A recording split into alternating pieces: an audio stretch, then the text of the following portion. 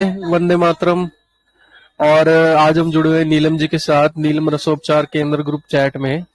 और हमारी यहाँ पर जितनी भी वॉइस चैट हो रही है उनको यूट्यूब पे डाला जा रहा है। तो अगर आप इसको यूट्यूब पे सुन रहे हैं तो डिस्क्रिप्शन बॉक्स में जाएं, वहां पर टेलीग्राम ग्रुप का एक लिंक है, वहां से आप ग्रुप में आ सकते हैं, अपना सवाल जवाब कर सकते हैं। और इस वीडियो को कृपया शेयर करें और चैनल को सब्सक्राइब भी करें कृपया। और आज छोटा सा विषय हम लेके चल रहे हैं छठ रस का। वैसे तो ये बहुत ही ज्यादा बड़ा विषय है, क्योंकि लोग इसको फॉलो कर ही नहीं रहे। सबको मीठा खाना है, जेब में मीठा यानी कि पैसा, और जुबान पे भी मीठा चाहिए। अगर कोई कड़वा बोल दे, कसैला बोल दे, तीखा बोल दे, तो लोगों को पचता नहीं है। उसी तरह स्वाद में भी, जीभ का भी स्वाद हमने जो है मीठे और खट्टे और नमक, इन तीनों पे ही सीमित कर लिया है। कड़वा, कसैला और तिक्त जो है वो हमें पसंद नहीं आ रहा है और हम उसको फॉलो नहीं कर रहे। इसकी वजह से ही हमको बहुत से रोग आ रहे हैं। तो माता जी इसके ऊपर शॉर्ट में बताएंगे, और उसके बाद हम डिस्कस करेंगे कि हम क्या ऐसा कर सकते हैं जिससे जो है ये सब हम बैलेंस करके रखें, और जिसकी वजह से हमें रोग ना आए एटलीस्ट। तो माता जी कृपया आप छठ रस पर जो भी आप कहना चाहें कहें। वंदे मातरम सबको। मैं नीलम आहूजा ग्वालियर से। पूरा का पूरा आयुर्वेद वात पित्त कफ और शठरस पे जुड़ा है। जब हमारा वात पित्त कफ सम होगा, उस पे हमारी चर्चा पहले हो चुकी है, वो आपको ऑडियो मिल जाएगा, लिंक इसमें यूट्यूब में और मेरे चैनल पे शायद है। और बाकी रह गया है शठरस। वात पित्त कफ और शठरस हमने कवर कर लिया तो सप्त धातु हमारे अपने आप पुष्ट हो जाएंगे। वात पित्त कफ और शठरस कवर करने के बाद सप्त धातु पुष्ट होने से हमें कोई रोग लग नहीं पाएगा। इतनी सी बात जिसको समझ में आ गई, कभी किसी डॉक्टर की जरूरत नहीं पड़ेगी, कभी बीमार नहीं होगा। तो शठरस क्या है, आज के कई लोग तो शायद समझ भी नहीं पाएंगे। आज की युवा पीढ़ी, ईश्वर ने कड़वा, कसेला, खट्टा, मीठा, नमकीन, चरपरा, चरपरा माने तिक्त बनाया है। तो खट्टा मीठा भी हम खूब खा रहे हैं, नमकीन चरपरा भी हम खूब खा रहे हैं। कड़वे कसेले को हमने अपनी जीवन शैली की डिक्शनरी में बिल्कुल ही शामिल नहीं किया है। जबकि हमारे जो बुजुर्ग थे वे सवेरे शुरुआत कड़वे दांतों से करते थे और सदा ही निरोग रहते थे। तो हमें भी सवेरा की शुरुआत कड़वे दांतों से या कड़वा कोई चूर्ण लेना चाहिए, सवेरे बिस्तर पे ही वज्रासन करते हुए, जो मैंने वात पित्त कफ में बताया है। तो हमारे शठरस सम हो जाएंगे कम से कम। और कसेले में आता है सहजन या बेलपत्री, ऐसी कुछ चीजें सहजन इसमें कसेले में आती हैं। इसके बाद इसका भी इस्तेमाल करो। नहीं तो कई लोग तो सहजन का क्या करते हैं, अगर सहजन के फूलों की सब्जी बनाएंगे तो भी पहले उबाल के, थोड़ा सा नमक ज्यादा डाल के उबाल के, फिर उनके फूलों को अच्छी तरह से निचोड़ निचोड़ के उस पानी को फेंक देंगे। भाई उसके पोषक तत्व तो आपने फेंक दिए, तो आपको सहजन के फूल खाने न खाने का मतलब ही नहीं रहेगा। उल्टा आपने एक तरह से तो उसका क्या बेकार हिस्सा ही खाया, असल हिस्सा तो उसी में था। अब यहाँ पर एक और बताऊं, हम मूली के पराठे बनाते हैं, क्योंकि इसी से जुड़ा है तो थोड़ा आपको जानकारी वैसे दे चुकी हूँ। मूली के पराठे भी बनाते हैं, तो मूली को निचोड़ के हमें मूली में स्टफ करना पड़ता है। पराठे में मूली स्टफ करते टाइम हमें निचोड़ ही डालते हैं, नहीं तो हमारा वो पानी पानी से पराठा बिल नहीं पाएगा। तो उसमें क्या करते हैं हम, वो मूली का पानी फेंक देते हैं। असल पोषक तत्व तो जो भी मूली के गुण हैं वो आपको उस पानी में से मिलेंगे। भाई फेंको मत, पी लो काला नमक डाल के, नींबू डाल के, देखो क्या कहता है उस दिन शरीर आपका। और करेले बनाते हैं तो करेले भी हम घंटों बहुत जबरदस्त ज्यादा नमक डाल के रखते हैं और फिर उसको 10 पानियों में धोते हैं, उसका कड़वापन और नमक भी निकल जाए, क्योंकि नमक ज्यादा डालते हैं जैसे उसका कड़वापन जल्दी सूख के वो निकल जाए। भाई या तो हम पढ़ लिख के ज्यादा समझदार हो गए हैं, या हमारा ईश्वर अनपढ़, गंवार और नासमझ है। किसी से तो एक गलती हो रही है ना। अरे भाई, ईश्वर ने हमें जो जितना कड़वा कसेलापन जिस चीज में दिया है उसको हूबहू वैसा ही खाओ, बात बनेगी तब, स्वास्थ्य मिलेगा तभी। तो आप लोग ऐसे शटरस अपना सुधारो, वात पित्त कफ का पहले ही ऑडियो डल चुका है, सुधारो। आपके सप्त धातु अपने आप पुष्ट हो जाएंगे। सप्त धातु पुष्ट हो गए, आप कभी रोगी नहीं हो सकते। देखो, हम ये नहीं सोचते कि कौन है। 1 मिनट बेटा, थोड़ा मिस कर दे। जी जी जी। कोई है? हाँ बोलो। 1 मिनट।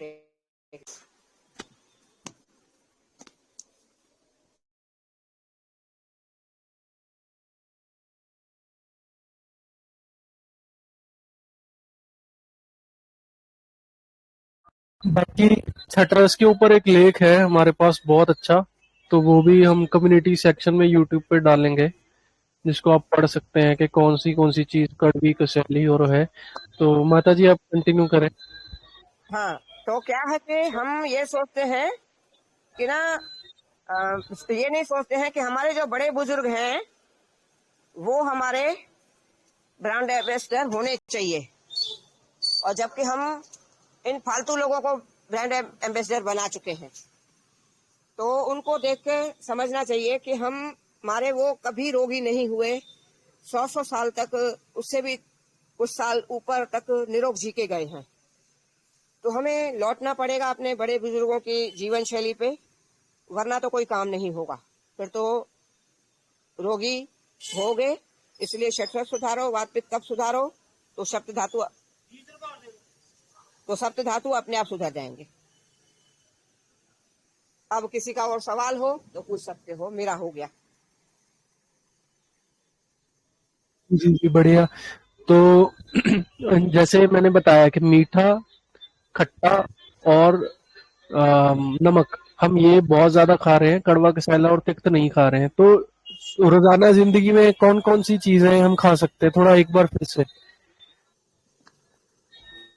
हाँ, एक ये बात ध्यान रखना, जिस दिन करेला खा रहे हो उससे एक दिन पहले और एक दिन बाद, या 5-7 घंटे पहले, क्यों करेला अक्सर लोग दोपहर में ही बनाते हैं, तो सवेरे नाश्ते में आपको भरपूर मात्रा में, नाश्ते में मीन्स फल सलाद के टाइम आप भरपूर मात्रा में दही ले लिया करो। क्योंकि जितनी भी कड़वी चीजें हैं, जितनी भी आयुर्वेद की कड़वी चीजें हैं, वो सब कहीं ना कहीं खुश्की और गर्मी देती हैं। उस गर्मी और खुश्की को मारने के लिए हमें करेला बहुत जरूरी है, पर उसके लिए घी और दही बहुत जरूरी है। तो इस बात का ध्यान रखें, इसलिए मैं बोलती हूँ कोई भी काढ़ा पीते हो, सूप पीते हो, घी पी के पिया करो। तो जैसे जामुन है वो भी थोड़ा कसेले में आता है, और आंवला है वो भी कसेलेपन में आता है, मूली है कसेलेपन में आती है, और वो जो शलगम है उसका भी अगर आप कच्चा खाओगे तो बहुत फायदा करेगा, उसमें भी कुछ मात्रा में कसेलापन होता है, और वो खून को भी साफ करता है। अगर आप सर्दियां आने वाली है, शलगम आने वाली है, आप अगर डेली भी शलगम का सूप बना के पीते हो तो मैं समझती हूँ 12 महीने आपको कई तरह से के जो चमड़ी के रोग है ना होते हैं, या होने वाले हैं किसी टाइम, क्योंकि टॉक्सिन हमारे अंदर भरे हैं तो चमड़ी के रोग होने का संभावना बन जाती है। तो आप शलगम का सूप बना के जरूर लो, काला नमक डाल के। फिर बाकी का जो शलगम बचता है टुकड़े टुकड़े डाल के सूप बना लो, जो टुकड़े बचते हैं उसकी सब्जी बना के फ्राई करके खा लो, तो दोनों काम हो जाएंगे। पर सूप भी पियो घी पीकर।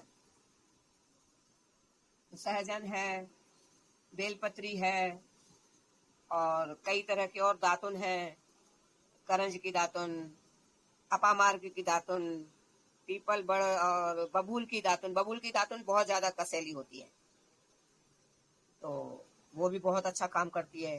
नीम की दातुन तो कड़वी होती है। तो आप ना ऐसे जो काम करोगे ना अपनी जीवन शैली में शुरू, तो मैं समझती हूँ बीमार नहीं हो। और दातुन चालू करो तो सबसे ज्यादा बेहतर है, नहीं तो फिर इनपुट में कड़वा कोई सवेरे वात पित्त कब सम करते टाइम सवेरे ले लिया करो कोई कड़वा पाउडर, तो तुम्हारा शस्त्र ऐसे ही सुधर जाएगा। और कुछ?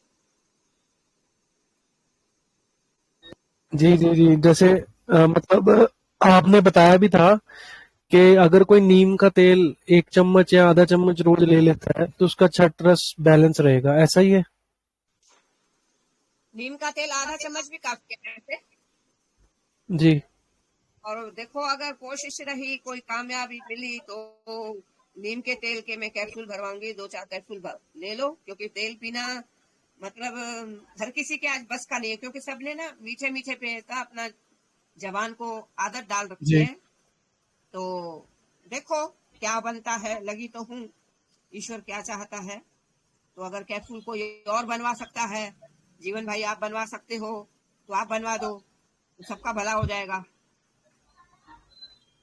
तो मैंने बहुत दिल्ली अच्छा। में कहीं पर दही में करेले बने हुए खाए हैं। आपने कभी सुना है कि जैसे भरवे करेले वो दही में रहेंगे?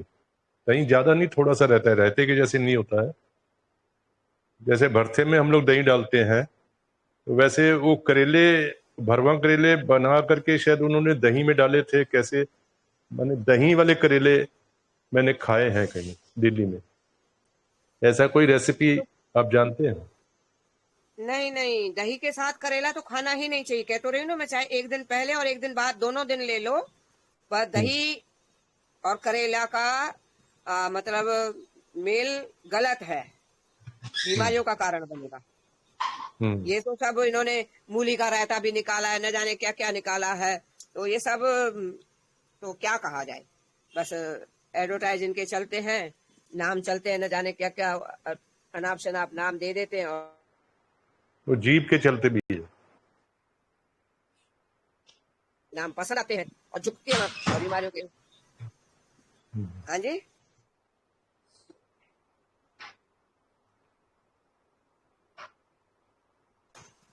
क्या बोले जीवन भाई?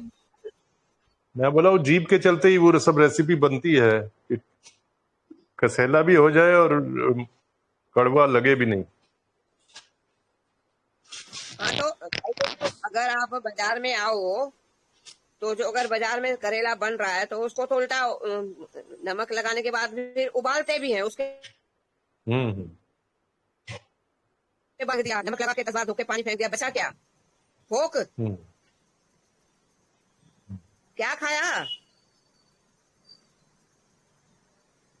मैं करेले ले आई हूँ, बहुत छोटे छोटे हैं, मैं समझती हूँ 1-1.5 इंच के करेले हैं, पर आज मैं काट नहीं पाई हूँ। देखूंगी, अब मिला मौका तो काट लूंगी। हैं कि इनको मैं बिना छीले, बिना नमक लगाए नमक तो लगाऊंगी, पर उसके बाद धोऊंगी नहीं, इन बच्चों को खिलाऊंगी। कल आएगी ना जयश्री ये चीज खिलाऊंगी कि जैसे देखो कैसे खाना चाहिए कोई चीज। ईश्वर को ना समझ के हमने अपने आपको कहाँ पहुंचा दिया, ये सोचो। बोलो बेटा, देखिए मैं मैं यहाँ पे थोड़ा सा और लेख के हिसाब से भी बता रहा हूँ, ताकि जो सुनने छठ रस के लिए सुनने के लिए आए तो उनको भी नॉलेज मिल जाए। बाकी हम इस लेख को यूट्यूब के कम्युनिटी सेक्शन में डाल देंगे ताकि लोग पढ़ के इससे जान सकें, और साथ ही साथ हम टेलीग्राम ग्रुप और व्हाट्सएप ग्रुप पे भी डाल देंगे। तो छोटी छोटी चीजें हैं, जैसे मधुर मीठा अमल खट्टा, लवण नमकीन, कटु चरपरा, तिक्त कड़वा नीम जैसा, कषाय कसैला। और मधुर में पृथ्वी और जल महाभूत होता है, अमल में पृथ्वी और अग्नि महाभूत होता है, लवण में जल और अग्नि महाभूत होता है, कटु रस में वायु और अग्नि महाभूत होता है, तिक्त में वायु और आकाश महाभूत होता है, और कषाय में वायु और पृथ्वी महाभूत होता है। अभी हम मेन चीज पे आ जाते हैं कि कौन कौन सी चीजें ऐसी इस इसमें आती हैं। तो हम नीचे से शुरुआत कर लेते हैं, कषाय से। तो कषाय जो है उसमें आती हैं, एक सेकंड रुकिएगा जी, हरड़, बहेड़ा। मैं वही चीजें बोलूंगा ज्यादा जो कॉमन लाइफ में हमें बाजार में मिल जाती हैं, तो बाकी तो आप लेख में पढ़ सकते हैं। हरड़ बहेड़ा, शहद, कदम्ब, गूलर, कच्ची खांड, कमल ककड़ी, और मुक्ता मोती, परवाल और गेरू, ये कषाय रस वाले खाद्य पदार्थ हैं। फिर हम आ जाते हैं उसके बाद आ जाते हैं हम तिक्त पे, यानी कड़वे पे।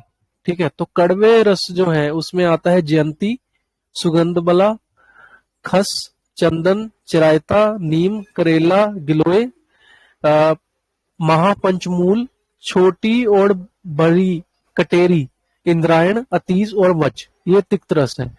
फिर हम आ जाते हैं कटु पे, और कटु के जो पदार्थ हैं खाद्य पदार्थ वो है हींग, मरीच, पिपली, सुंठी मतलब सौंठ, और उसके अलावा सभी प्रकार के यहाँ पर अच्छा गौमूत्र, कटु रस वाले खाद्य पदार्थ हैं।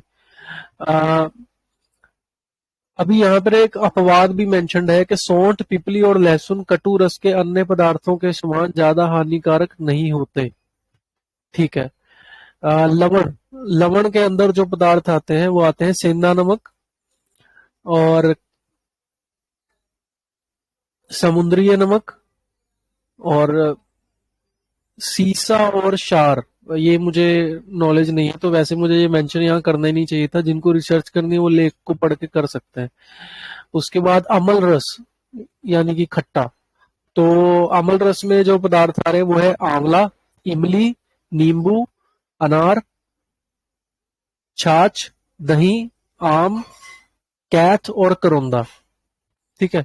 उसके बाद मधुर जो सबको चाहिए, उसमें है घी, गुड़, अखरोट, केला, नारियल, फालसा, शतावरी, काकोली, कटहल, अतिबला, बला, नागबला, मेदा, महामेद, उसके अलावा जीवंती, महुआ, मुलेठी, विदारी, वंशलोचन, गंबारी, ईख, गोखरू, मधु और द्राक्ष, ये सब मधुर द्रव्यों में मुख्य है। तो ये मैंने यहाँ पे बोल दिए हैं, बाकी आप सब लोग लेख पढ़ सकते हैं। तो माता जी अब हम कड़वा कसेला तिक्त पे ही स्पेशल पूछ लेते हैं। उससे पहले मैं पूछ लूं कि जयश्री दीदी आपका कोई क्वेश्चन हो या जीवन दी आपका कोई छठरस में कोई भी क्वेश्चन हो, प्लीज।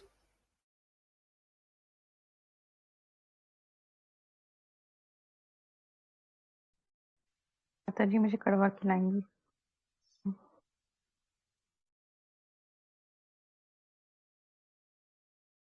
क्या बोलिए तो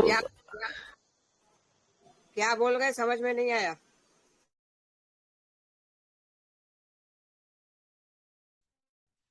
माता जी कि मुझे कड़वा खिलाएंगे आप? बिल्कुल खिलाऊंगी ना, तभी तो सुधरोगे, फिर कुछ सीख के जाओगे। नहीं समझोगे तो फिर आपकी मर्जी है। मैं तो अपनी तरफ से कोशिश कर रही हूँ आपके लिए। मैं लेके आई हूँ करेला कि देखो कैसे बनता है, कैसे खाया जाता है। जी माता जी।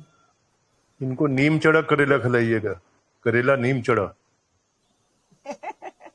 बिल्कुल, बहुत छोटे छोटे प्यारे करेले हैं। ये नीम चढ़ा करेला कैसे बनता है, थोड़ा सा अगर बता सकते हैं तो? नहीं तो नहीं, इसमें नीम के अच्छा, पेड़ में करेले की बेल को चढ़ा देते हैं। क्या बात है। अच्छा। हम लोग गिलोय की बेल को भी चढ़ा देते हैं नीम के ऊपर में, उसके गुण बढ़ जाते हैं। अब आप ये बताओ, नीम गिलोय को नीम पे चढ़ाने पे उसके गुण बढ़ जाते हैं, तो करेला भी करवा है, जैसे नीम कड़वी है वैसे करेला भी करवाया है, तो उसमें भी तो कोई गुण होते होंगे ना। कहाँ गई हमारी अकल कि हम उसको नीम नमक लगा के घंटों रख देते हैं, उसका सारा अंश नमक में निकल जाता है, तो क्या खाते हैं हम।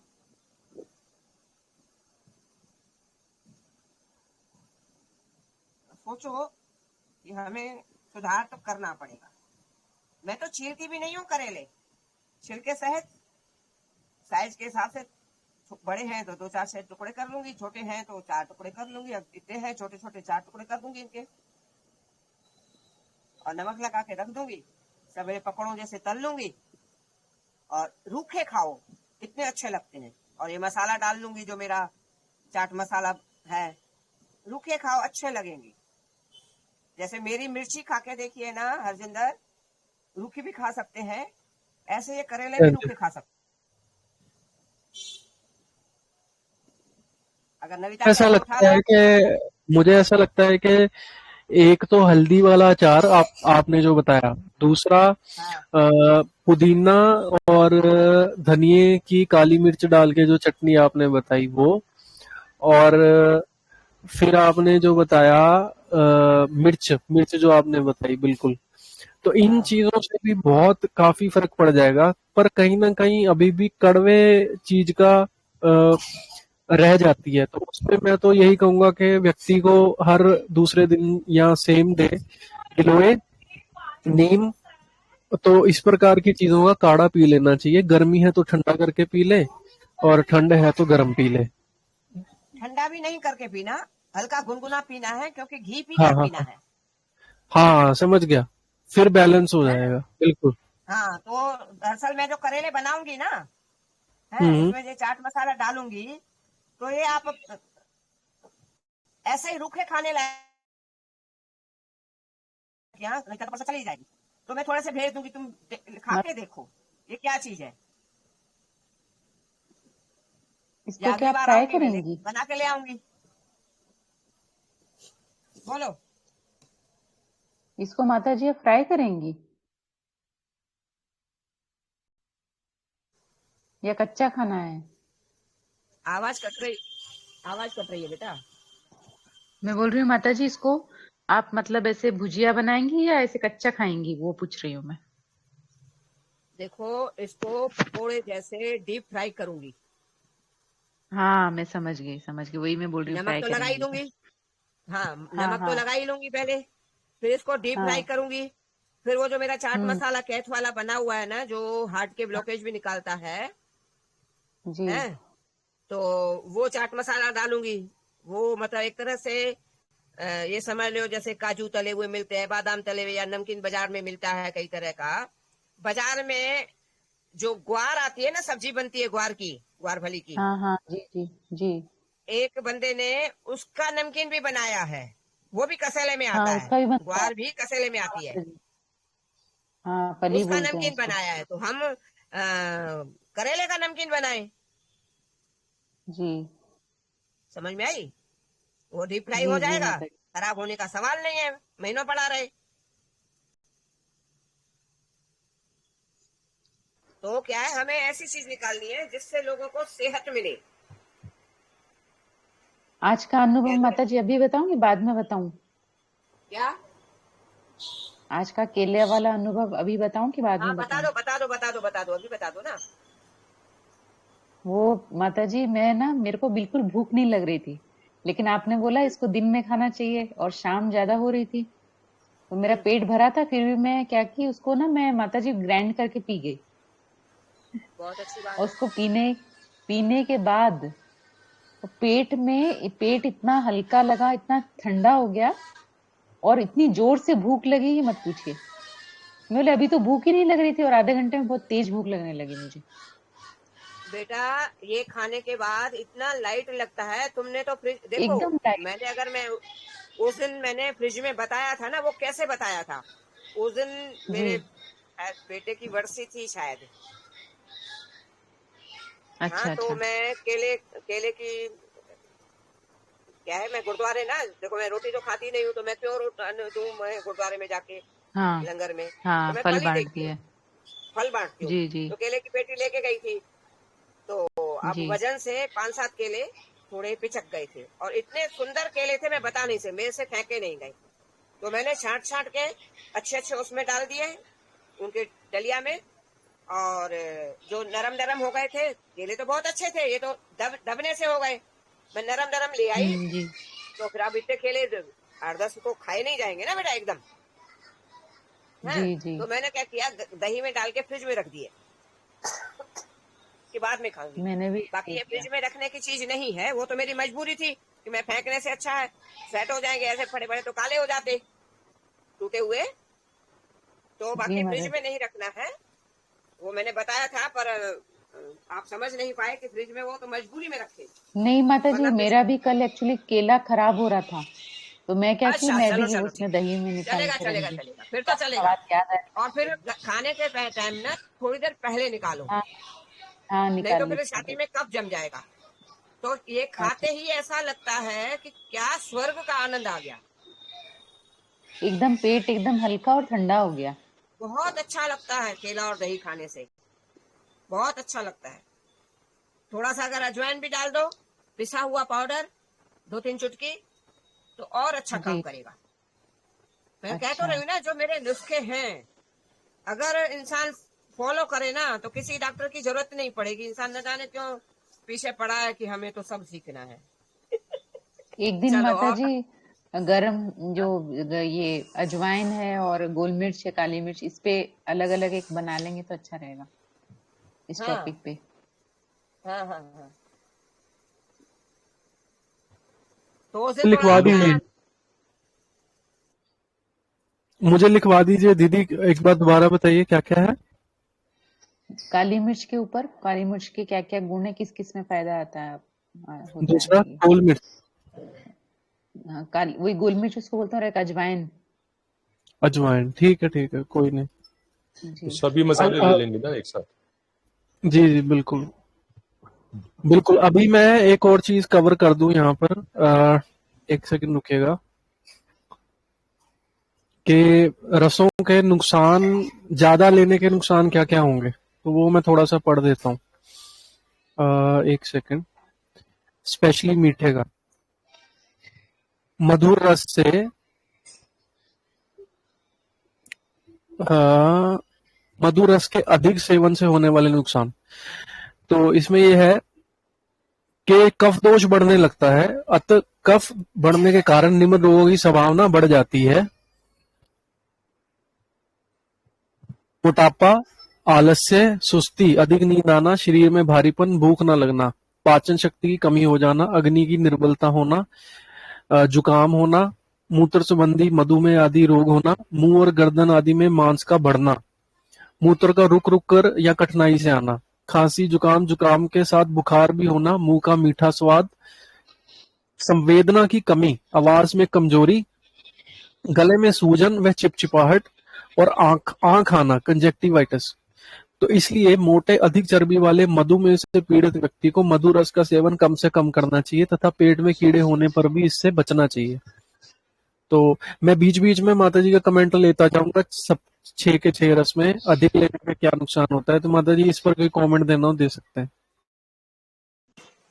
मैं ये कहूंगी, किसी भी चीज की जो हम अति करते हैं उसकी इति होती है। माना ज्यादा कोई भी चीज खाओगे तो उसका नुकसान भरपाई करनी ही पड़ेगी।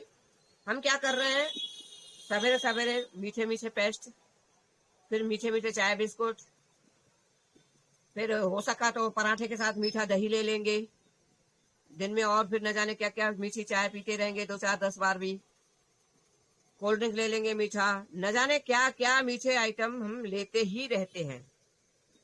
और जबकि लेना ही नहीं चाहिए। शुरुआत तो दिन की होनी ही कड़वे से चाहिए।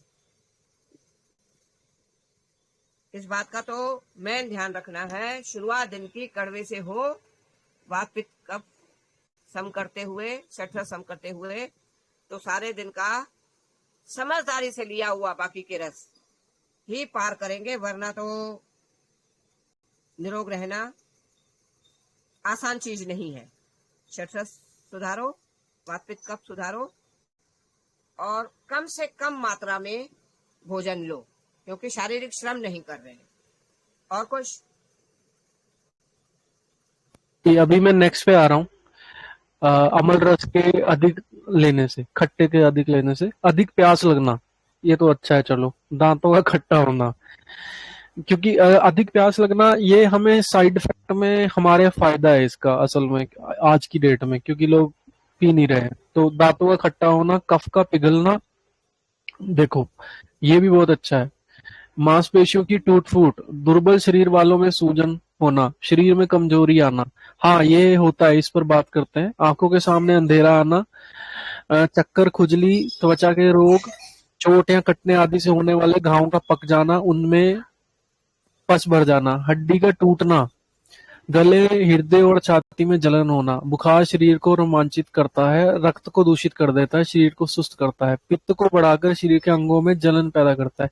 यहाँ पर मुझे ये जानना है, यहाँ पे जो लिखा है कि शरीर में कमजोरी आना, ये नींबू पी के लेडीज लोग बहुत बोलती हैं कि हमारी टांगे दुख रही हैं, ये हो रहा है, वो हो रहा है, तो उस पे बताएं। देखो, इसलिए टांगे उनकी दुखती हैं क्योंकि वो थोड़े थोड़े पे गोलियां खाती हैं। ये नोट किया है आपने? अब आगे से जो भी बहन माँ ये बोले कि मेरी टांगे दुख रही हैं, तो उससे केवल ये सवाल करना, कभी सिर दर्द की गोली खाते हो क्या, या बदन दर्द की गोली खाते हो क्या? समझ में आ रही है? तो ये गोलियां जो भी, या कोई भी थायराइड वगैरह की गोली जो भी खा रहा है ना, तो उसमें होता है स्टेरॉइड। हर गोलियों में थोड़ा और बहुत स्टेरॉइड रहता है। तो स्टेरॉइड वो फिर गोली असर नहीं करती है, जिसके कारण खट्टा खाने से फिर वो दर्दें होती हैं।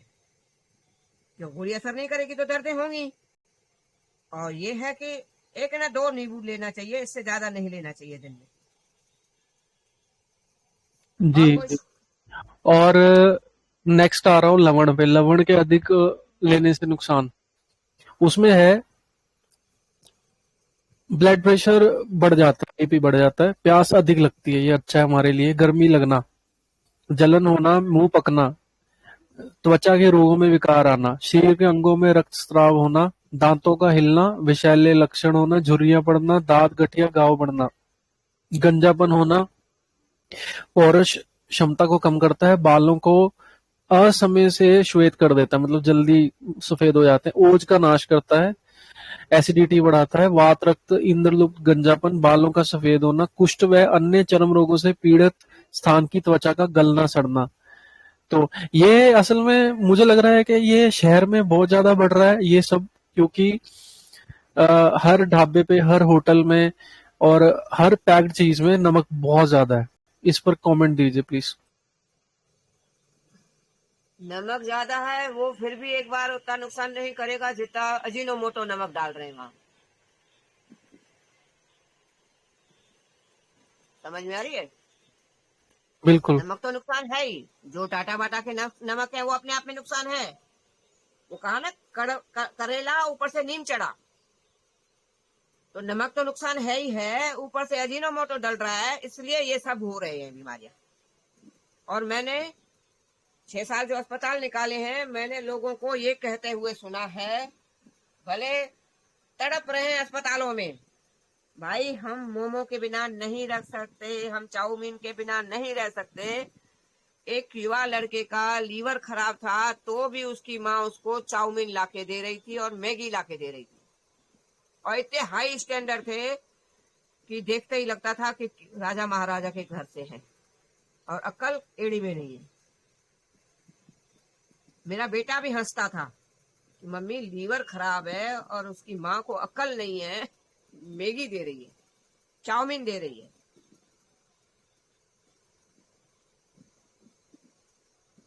तो ये ना आज न जाने हो क्या गया है, जवान बच्चों की माएं बन गई हैं मगर अकल नाम की चीज नहीं है। और डॉक्टर तो कहते हैं सब कुछ।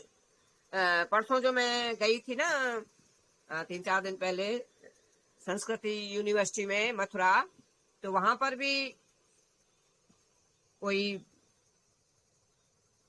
बहन कह रही थी, शायद लेक्चरर या प्रोफेसर थी, तो प्रोफेसर ही थी शायद, तो वो कह रही थी मेरे बेटे का लीवर फैटी हो गया था, तो डॉक्टर ने बोल दिया कि मीट भी खा सकते हो, अंडा भी खा सकते हो, न जाने और क्या क्या बता रही थी, सब खा सकते हो।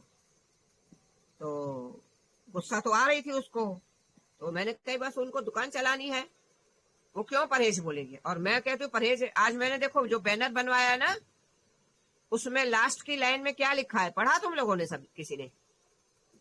ये भी नहीं।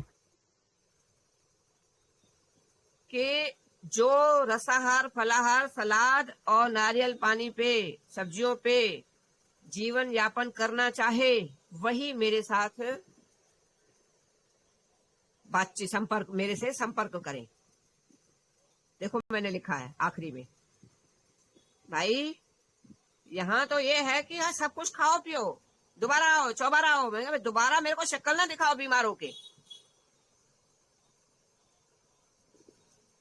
एक बार में ही ठीक हो जाओ। ये है कि समझने की बात है, जिसको समझ में आ जाए। तो वहां पर सारे लोग, स्टाफ पूरा, जहां से मैं बैनर बनवाने गई, वो दरअसल मेरे भाई का सांडू है, तो सब बड़े ध्यान से सुन रहे थे। बाय द वे वहां पर, यहाँ पतंजलि के स्टोर में कोई वैद्य नब्ज देखता है, तो वो मेरे को पहचान गया कि मैंने आपको फलानी दुकान पे देखा है, आयुर्वेद मेडिकल पे। तो मैंने कहा ठीक है, मैं तो नहीं पहचान रही हूँ, अब एक बार तुम तो पहचान गए, क्योंकि पहचान करवाई गई कि ये नीलम सब कुछ ठीक करती है, उस आयुर्वेद मेडिकल वाले ने पहचान कराई थी। तो कई बार उसके ऐसे ही लोग बैठे रहते हैं। तो वो भी सुन के हिल गए कि आपका तरीका अच्छा है।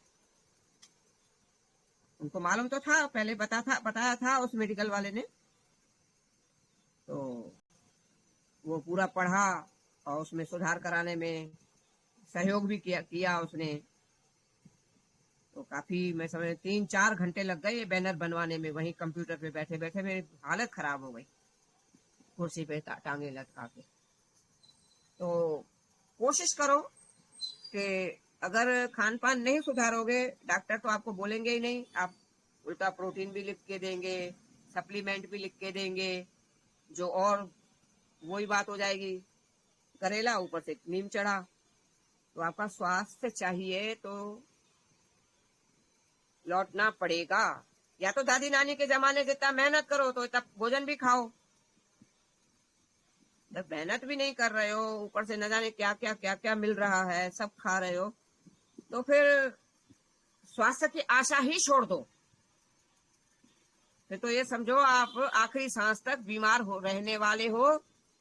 जो तुमने कमाया है, जो तुम्हारे बुजुर्गों ने बाप दादा की चल अचल संपत्ति है, सब बेचने के बाद भी ठीक नहीं हो गए। जिसको कोरे कागज पे लिखवाना है मेरे से लिखवा सकता है, क्योंकि वो इलाज ही नहीं है, वो दलदल है।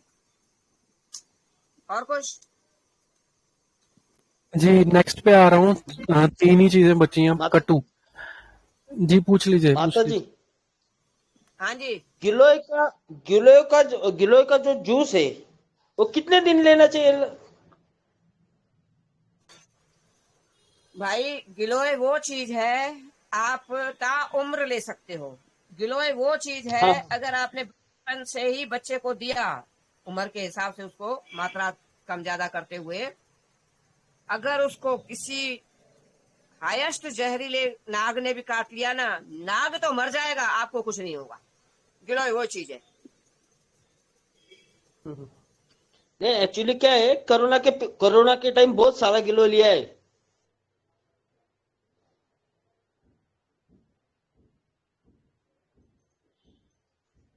हेलो।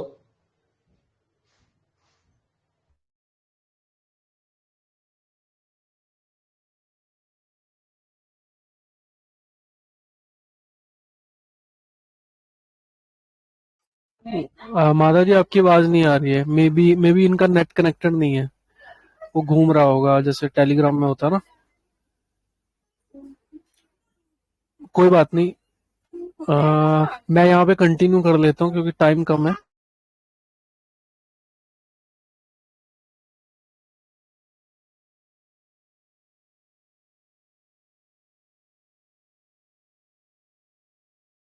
ठीक है, मैं कंटिन्यू ही करता हूँ जब तक वो आ जाएंगे। अब माता जी मैं कंटिन्यू कर रहा हूँ, फिर हाँ जल्दी आप एंड जल्दी में बात कंटिन्यू करो, करें। वो कमिश्नर आ रहा है बेटा, जल्दी कंटिन्यू करो। अच्छा अच्छा, जी जी बिल्कुल। तो कटु के जो ज्यादा लेने के कारण चीजें हैं, वो है कि थकावट, कमजोरी, चक्कर आना, शरीर को निर्बल करता है, पुरुषत्व का नाश करता है, बल और वीर्य में कमी लाता है, बेहोशी, घबराहट। तो ये सब तो होगा नहीं जल्दी, क्योंकि लोग लेते ही नहीं है। तो लेंगे बहुत ज्यादा तो हाँ ये है। हींग, वैसे तो हींग भी बहुत कम लेते हैं लोग, और बाकी यहाँ पे जो पदार्थ हैं वो भी लेते नहीं है। तिक्त कड़वे पे आ जाते हैं। कड़वे में ज्यादा लेने से जो नुकसान है वो है, सप्त धातु का शोषण करता है, शरीर की स्थूलता को कम करता है, चक्कर लाता है, मुंह को सुखाता है, वात संबंधी रोगों को उत्पन्न करता है। तो ये भी बहुत कम होगा लोगों को, क्योंकि उसमें भी वही है कि लोग ये पदार्थ ज्यादा लेते नहीं है, जैसे नीम, चिरायता, इस टाइप की चीजें। तो नेक्स्ट आ जाते हैं लास्ट, कशैले पे। कशैले के अंदर जो ज्यादा लेने से जो नुकसान होते हैं वो है कि वात को प्रकोपित करता है, और निम्न समस्याएं होती हैं जिसमें है मुंह सुखाना, हृदय में दर्द होना, पेट में वायु का फूलना, बोलने में रुकावट होना, अधिक प्यास लगना, शरीर में कमजोरी व थकावट होना, शरीर में कालापन, और पुरुषत्व को नाश खाओ करता बेटा, है। बस ये तो ये है। खाओ बच्चे आ रही। तो जी जी, तो ठीक है, कोई बात नहीं। जुड़ने के लिए बहुत बहुत धन्यवाद आप सबका।